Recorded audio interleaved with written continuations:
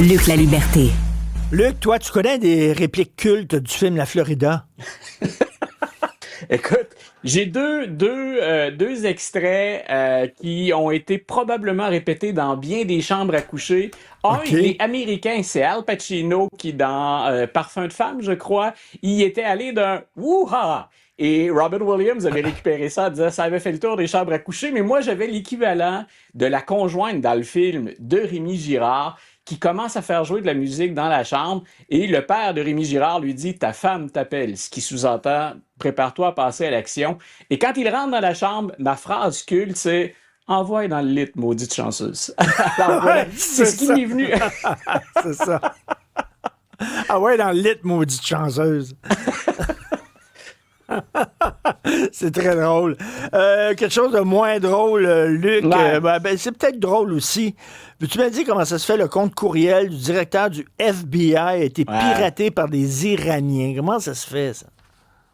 Écoute, ça fait plusieurs fois qu'on parle de l'amateurisme de l'administration Trump et remarque à qui ça survient, à qui ça arrive. Kash Patel.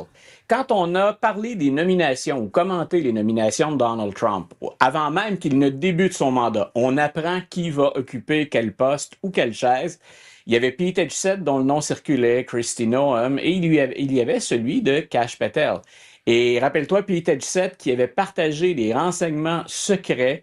Il y avait un journaliste, en fait, l'éditeur du magazine The Atlantic qui était dans la conversation où on partageait Oui, des oui, oui. renseignements confidentiels. Et il y avait même des membres de la famille de Pete Hegseth et son avocat personnel qui étaient dans la conversation. C'est en contravention avec toutes les règles du jeu. Et là, Kash Patel, juste avant d'entrer en fonction, on l'avait avisé, les Iraniens tentent de pirater votre compte.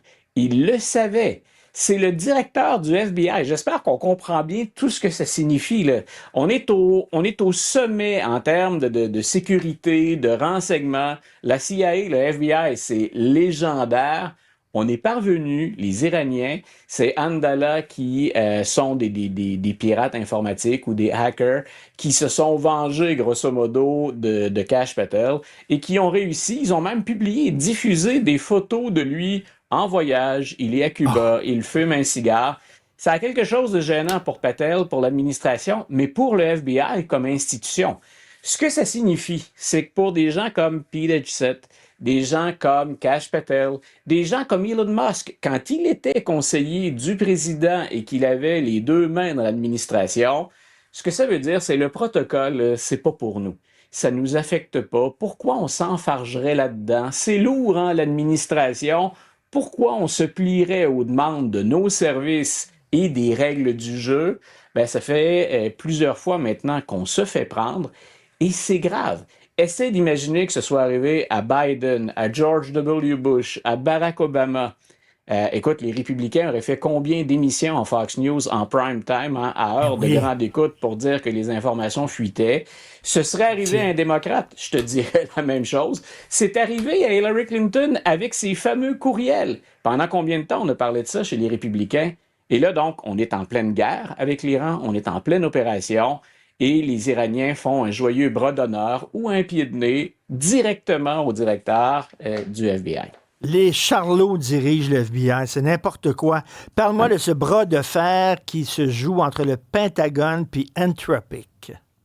Ouais, ça c'est intéressant. On en avait parlé parce que l'intelligence artificielle, à peu près tout le monde a les yeux braqués là-dessus. Et si c'est important dans beaucoup de sphères d'activité, on devine à quel point c'est important quand on joue avec les forces armées ou quand on joue avec le Pentagone. On l'avait mentionné d'ailleurs en Iran quand on a les premières frappes et probablement les suivantes. L'intelligence artificielle a été utilisée pour organiser et gérer tout ça. Pendant que ça se faisait, bien, il y avait déjà des discussions entre le Pentagone et Anthropic. Anthropic qui avait refusé de se soumettre aux règles du jeu du Pentagone. On avait dit, si vous menez des attaques de drone, nous, on veut absolument qu'il y ait des humains qui aient le contrôle de ça. Vous ne confiez pas ça strictement, uniquement à l'intelligence artificielle. Et nous nous opposons à ce qu'Anthropic, entre autres Claude, qui est probablement sa manifestation là, dans l'intelligence artificielle la plus connue et la plus utilisée. On refuse que vous utilisiez nos services ou nos jouets pour espionner les Américains. Et quand on a sorti Anthropic du Pentagone, ben, on ne s'est pas contenté que de dire on ne renouvelle pas le contrat avec vous ou vous n'aurez pas nos millions de dollars. On les a mis sur une liste. Donc, dans la chaîne d'approvisionnement, ils étaient maintenant considérés comme une menace à la sécurité nationale. Ce que ça veut dire, c'est que non seulement on perd des contrats avec le Pentagone et on se fait sortir, ça veut dire qu'on envoie un message très fort à tout le monde, vous ne faites plus affaire avec Anthropic. Anthropic ne s'est pas laissé marcher sur les pieds. On est allé devant les tribunaux et le jugement est revenu sévère, pas besoin de nuances.